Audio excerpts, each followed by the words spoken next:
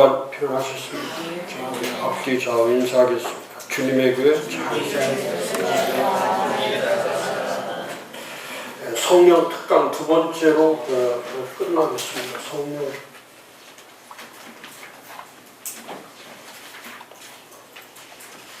성령 목회 오늘은 성령 목회에 대한 총정리라고 하면 되겠습니다. 6월달과 7월 초주 맥추절까지 성령 절기이기 때문에 지금이 성령 오순절 절기가 성령 절기죠. 그래서 맥추절의 개념은 어떤 의미로는 구약적 개념이고 신약적 개념은 오순절의 개념이죠.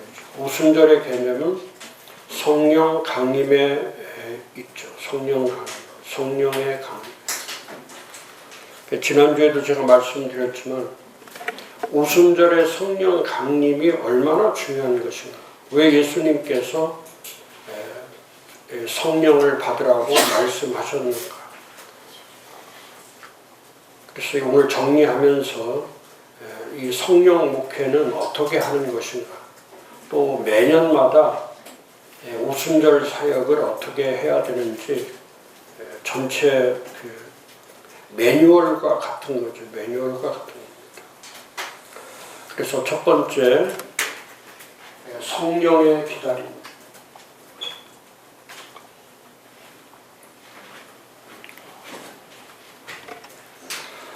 예수님께서 사도행전 1장 4절과 5절에 그 초실절, 다시 말하면 부활절날 첫 열매로 부활하신 예수님께서 이 부활 후 40일째에 승천하시면서 오순절까지 예루살렘에서 약속한 성령을 기다리라 이렇게 말씀하셨죠. 예수님의 말씀하신 그 성령은 왜 기다려야 됩니까? 이 성령은 약속의 영이기 때문에 약속된 영이기 때문에 사도행전 1장 4절과 5절에 약속된 영, 또 에베소서 1장 13절에도 그 성령을 약속의 영이라고 말합니다. 그러니까 약속된 영이기 때문에 교회들마다 성령을 기다리라. 기다린다는 것은 막연하게 기다리는 것이 아니라 간구하는 걸 얘기하는 거죠. 간구하는 거예요. 간절하게 기도하는 거죠. 구하는 거예요.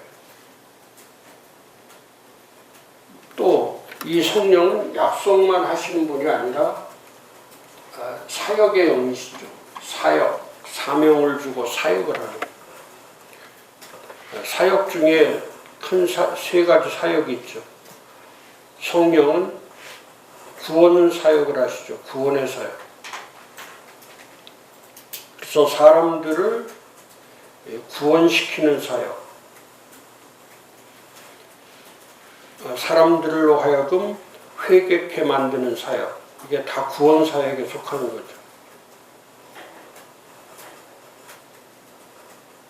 또 성령은 사람들 마음속에다가 너는 죄인이라고 하는 유죄의식을 주는 거죠. 유죄. 죄에 대한 유죄의식. 그러니까 성령에 의해서 구원받게 되는 거죠. 그래서 성령 사역은 우리를 구원하게 하는 근본이 되는 거죠.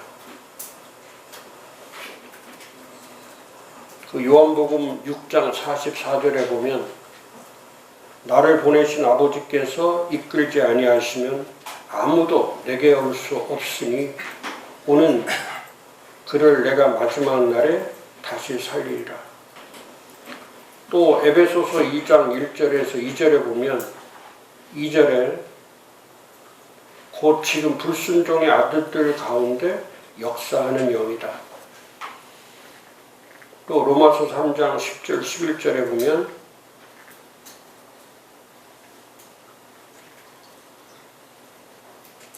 성령이 아니고서는 깨달을 수가 없는 거죠.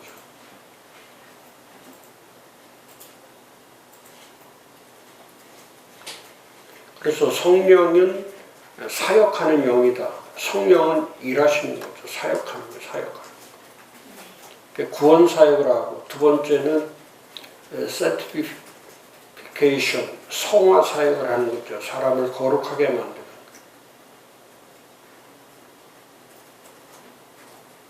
성령이 아니면 거룩한 길을 갈 수 없죠. 성령으로 인하여 거룩한 길을 가는 거예요.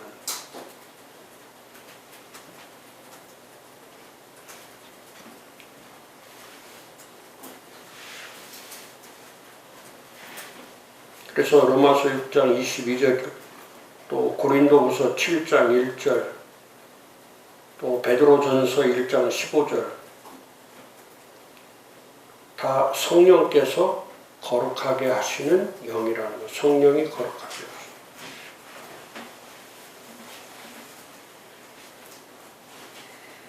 그러니까 우리의 의지로, 사람의 의지나 노력으로 거룩해지는 게 아니라 성령의 사역으로 인하여, 성령의 일하심으로 인하여 거룩해지는 거예요. 그 다음에 성령의 세 번째는 사역은 섬기는 거죠. 섬김의 사역. 섬긴다는 것은 뭐냐면 그 콜링, 부르심이라든지 부르심, 사람을 하나님의 일을 할 수 있도록 부르시는 거. 그 부르시는 게 다 누가 부르시냐면 성령이 부르시는 거.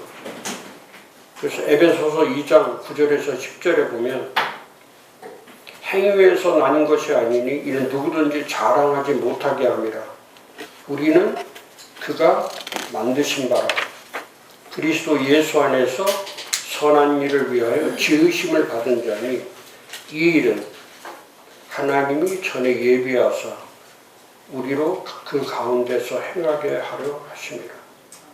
그러니까 섬긴다는 자체는 뭐 주님을 섬긴다든지 교회를 섬긴다든지 또 사역을 한다든지 이런 모든 것들은 그 성령의 섬김 사역이 아니면 못하는 거죠. 성령이 인도해야만 뭐 뒤에도 제가 말씀드리겠지만 성령이 이끌지 않으면 교회 못 세우죠. 또 사람 섬길 수가 없어요. 성령이 하지 않으면 제일 불편한 게 그런 거죠. 성령이 하셔야만이 일이 되는 거죠. 그래서 성령은 왜 교회들마다 성령을 기다려야 되는가? 왜 성령을 대망해야 되는가? 하나님의 사역이 성령으로 이루어지기 때문에 그렇죠. 또 하나 성령을 왜 기다려야 되냐면 성령은 모든 것을 회복시키는 회복의 영이죠. 모든 걸 회복시키는. 그 이사야 32장 15절에 저도 마찬가지죠. 성령이 오셔야 회복이 됩니다. 그래서 사도행전을 보면은 그 사도행전에 사람들이 구원만 받는 게 아니라 사람들이 다 치유가 되고 또 변화가 되고 또 일꾼들이 세워지고 이런 모든 마치 사막에 그 광야에 길을 내시고 그 사막에 강을 내시는 그 하나님이 일하심처럼 교회를 회복시키고 사람들을 회복시키고 하는 모든 일들을 성령이 하시는 거죠. 그러니까 제자들도 마찬가지예요. 제자들도 예수님을 따라다닐 때는 성령이 계시다는 것도 깨닫지 못하는 거죠. 그러니까 제자임에도 불구하고 회복된 영이 아니고 제자임에도 불구하고 그 영적 결핍, 성령이 하시는 일이 무엇인지를 모르기 때문에 그러니까 영적 분별력을 잃어버리는 거죠. 그래서 결국 예수 부인하고 또 예수 도망가고 예수 부인하고 지금도 마찬가지예요. 지난번에 제가 말씀드렸잖아요. 구원받은 사람이 반드시 해야 될 두 가지 일이 성령의 경험, 체험이 있어야 되는데, 첫 번째가 날마다 부어지는 성령 세례. 날마다 부어지는 성령 세례. 이 날마다 부어지는 성령 세례는 이건 특별한 사건이죠. 특별한 사건. 날마다 구하는 자에게, 날마다 사모하는 자에게, 날마다 기다리는 자에게 성령이 오시는 거예요. 그래서 그 성령을 오셔서 나를 다시 그 성령으로 인하여 살아가도록 만드는 거죠. 그리고 또 성령 세례를 날마다 받아야 되지만, 또 하나는 날마다 성령 충만해야죠. 그 충만하다 하면 성령의 열매, 결실이 있어야 된다. 성령은 그러니까 물과 불처럼, 바람처럼 이렇게 임의로 불고하는 그런 역사만 일어나는 게 아니라, 성령으로 충만한 사람은 반드시 열매가 있다. 그러니까 교회 안에서도 그런 거죠. 교회 안에서도 성령의 사람의 특징은 열매를 보는 거죠. 열매를 보는 거예요. 능력을 보는 게 아니라 열매를 보는 거예요. 열매. 그래서 그런 분들은 영혼 구원의 열정을 갖고 있고, 또 그 교회의 덕 세우기 위해서 사랑, 희락, 화평, 오래참, 자비양성, 충성, 온유, 절제 이런 것뿐만 있는 게 아니고, 그걸 포함된 열매가 있는, 포함된 결실이 있는 거죠. 포함된 결실이 있는 거. 그게 소중한 거죠.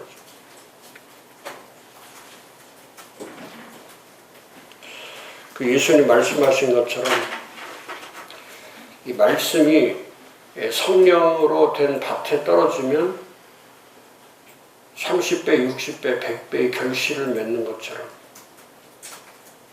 그러니까 성령의 밭에 떨어져야 결실이 맺어지는 거지, 사람의 밭에 떨어져서는 결실이 맺어지지 않죠.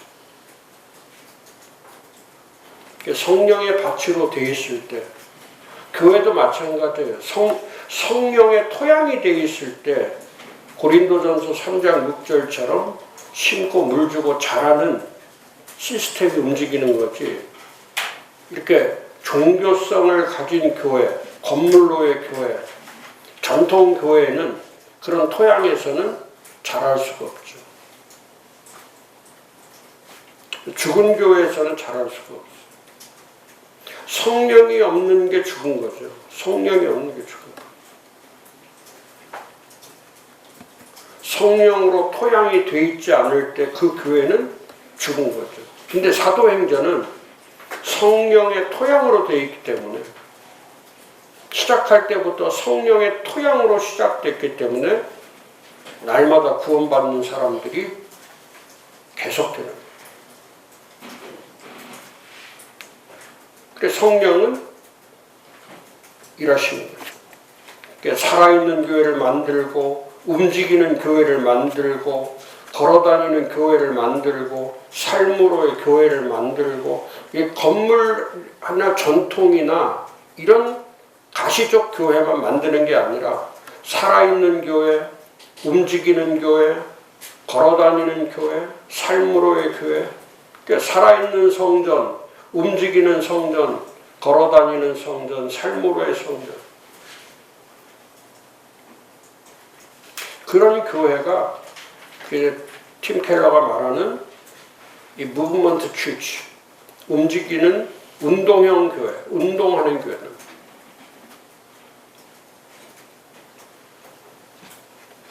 제도적 교회가 아니고, 조직적 교회가 아니고, 전통적 교회가 아니고, 역동적이며 유기적이며 기능적인 교회를 얘기합니다. 근데 그런 일을 다 누가 하시냐면 그게 다 성령이 하는 사역이에요. 성령이. 그래서 교회를 성령의 토양으로 만들어라. 사람들을 성령의 토양이 되게 해라. 그러면 그게 곧 성령 충만하게 되는 거고, 성령 충만하게 되면 예수님 말씀한 것처럼 저절로 결실이 맺어지는 거죠. 우리가 막 열매를 맺기 위해서 열매가 맺어지는 게 아니고, 나무가 살아있어 열매를 맺는 거죠. 나무가 죽어있으면 절대 열매 맺지 못해요.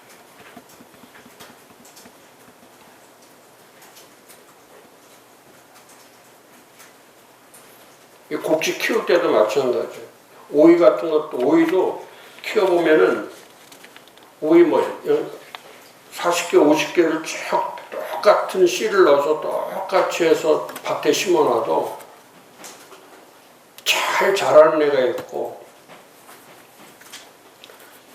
똑같은 토양에다 똑같은 종자를 가지고 똑같이 하는데도 저 혼자 죽는 애들이 있어요.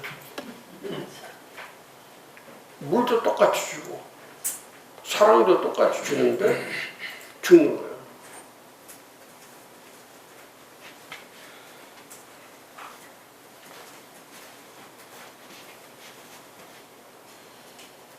그러니까 아무리 교회가 목사가 아무리 잘해도 이 스스로 이겨낼 수 있는 그런 시스템이 되어 있지 않으면 그건 죽는 거예요.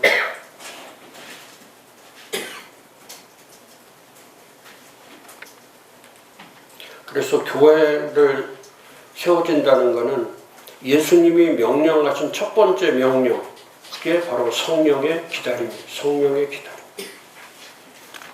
성령을 기다리는 교회, 주님을 고대하는 것처럼 성령을 날마다 기대하고 기다리는 이 오순절의 삶, 오순절의 정신, 오순절의 신앙,